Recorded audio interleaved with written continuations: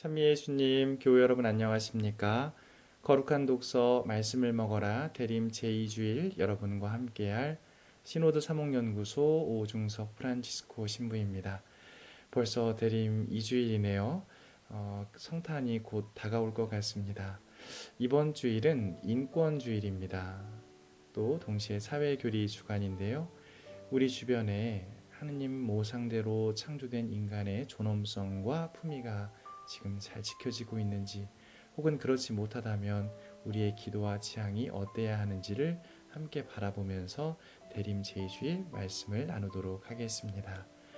잠시 고요함에 머무르시겠습니다.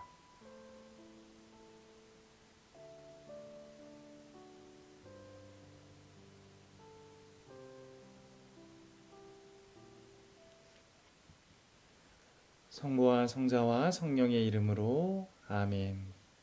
말씀은 바로 내 곁에 있고 내 입에 있고 내 마음에 있다. 주님, 성령의 빛으로 저희 눈을 여시어 주님의 길을 보게 하시고 저희 귀를 여시어 생명의 말씀을 듣게 하소서.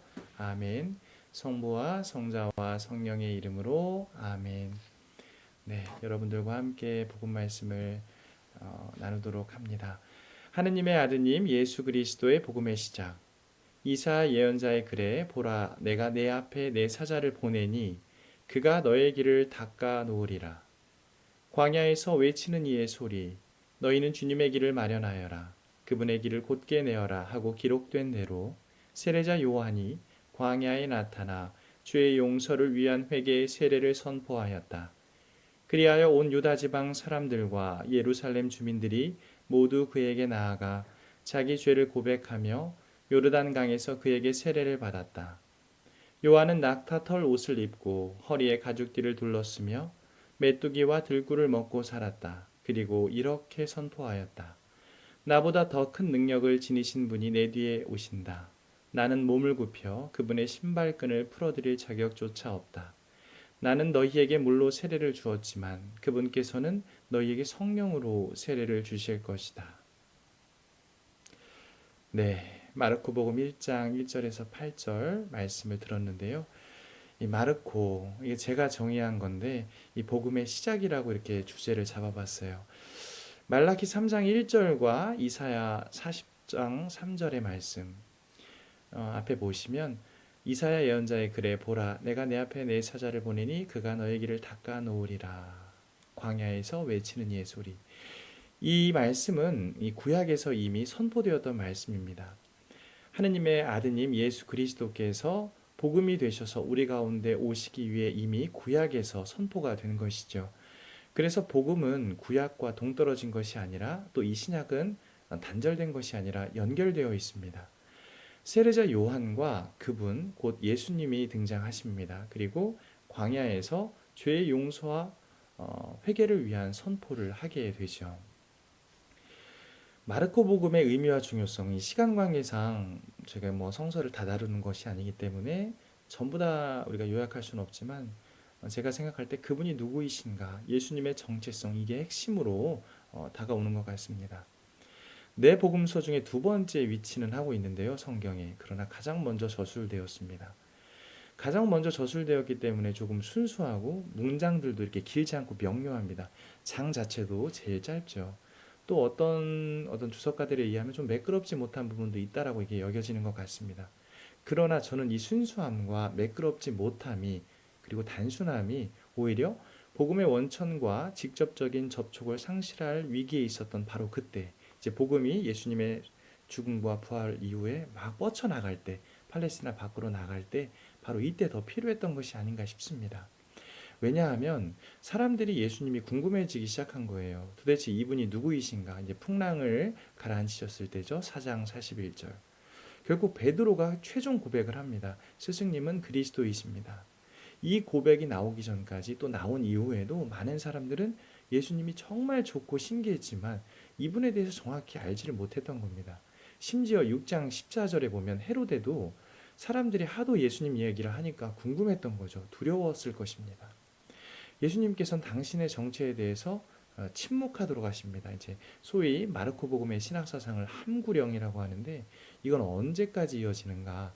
예루살렘까지 이어집니다. 즉 예수님께서 정말 순환하시고 십자가에 돌아가시고 못 박히시고 참으로 부활하신 그때까지, 그래서 인간적인 어떤 해석이나 어떤 여지를 두지 않는 것이죠. 이 부분, 이 함구령이라고 하는 부분이 저는 이제 광야랑 좀 이따 묵상에서 연결을 같이 여러분과 해보려고 합니다. 하느님의 아드님 예수 그리스도의 복음의 시작, 이렇게 히라보 원문을 좀 넣어놨는데요.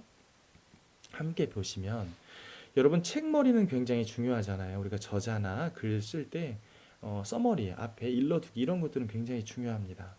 근데 뭐 이걸 어떻게 썼다, 내가 어떤 동기에서 했다 이런 것이 아니라 딱 정체성을 명확하게 찝습니다. 하느님의 아드님 예수 그리스도의 복음의 시작. 너무 줄여진 거 아닌가 이런 생각이 들을 수 있지만, 여기 시작이라고 되어 있는 이 우리말 번역 말고 히라보를 보면 아르케라고 되어 있어요. 근원, 원천. 바꿔 말하면 예수 그리스도의 복음의 원천. 그럼 누가 원천이신가? 예수님께서 복음을 전하기 위해 세상에 오셨죠. 사람이 되셔서 곧 성탄입니다. 근데 복음 자체가 사실은 예수님인 거예요. 예수님 오신 것 자체가 복음이기도 하지만 예수님 자체가 하느님의 기쁜 소식이기 때문에 그렇습니다. 당신이 원천이기 때문에 그렇습니다. 인간의 시간은 과거가 있고 오늘이 있고 현재가 있죠. 그러나 세상을 창조하신 하느님께는 과거, 현재, 미래가 없습니다. 그분께는 모든 것이 영원성 안에서 시작되고 맞춰지기 때문에 그렇습니다. 복음이라는 의미가 이제 대림 3주일에 더 구체적으로 다가오는데, 아픈 곳을 싸매주고 병든 곳을 위로해주고, 제1독서 이사야서의 말씀인데요.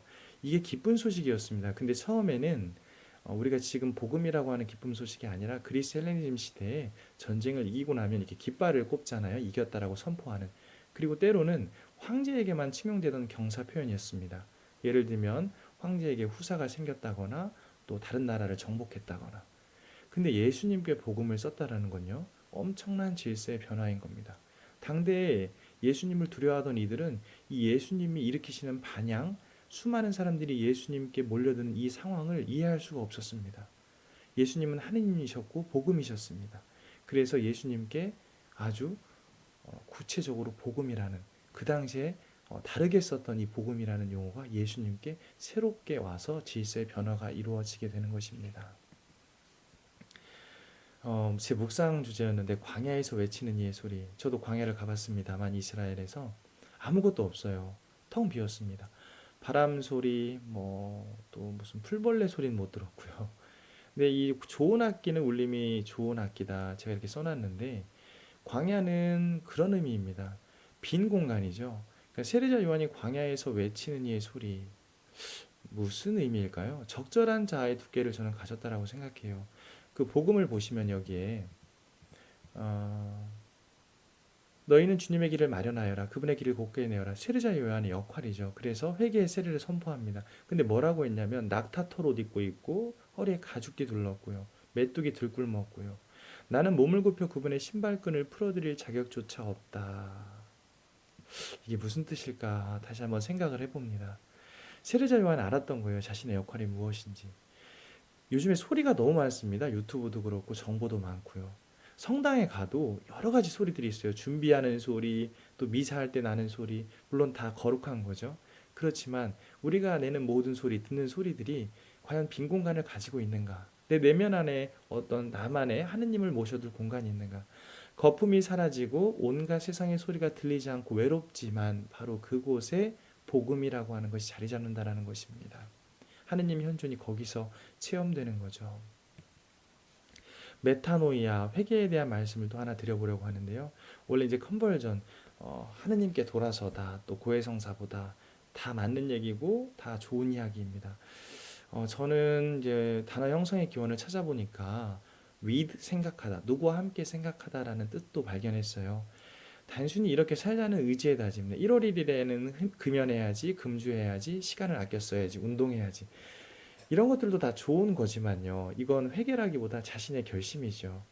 그런 것이 아니라 하느님과 함께 생각하고 복음을 통해 세상을 바라보는 시작, 이것이 바로 회개라는 것입니다. 나 혼자 생각하고 결단하는 게 아니라 하느님과 함께 생각하는 것, 다른 방식으로 접근해 보는 것, 어려운 일입니다. 갈등도 있겠죠. 하지만 그 갈등을 통해서 복음이 조금씩 조금씩 내 안에 자리를 잡는 것입니다.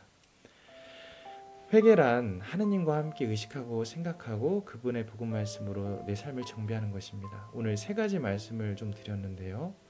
하느님의 아드님 예수 그리스도의 복음의 시작, 복음이 누구이신가, 그리고 시작은 어떤 의미인가, 광야는 어떤 의미를 갖는가, 또 마지막으로 진짜 회개란 무엇인가.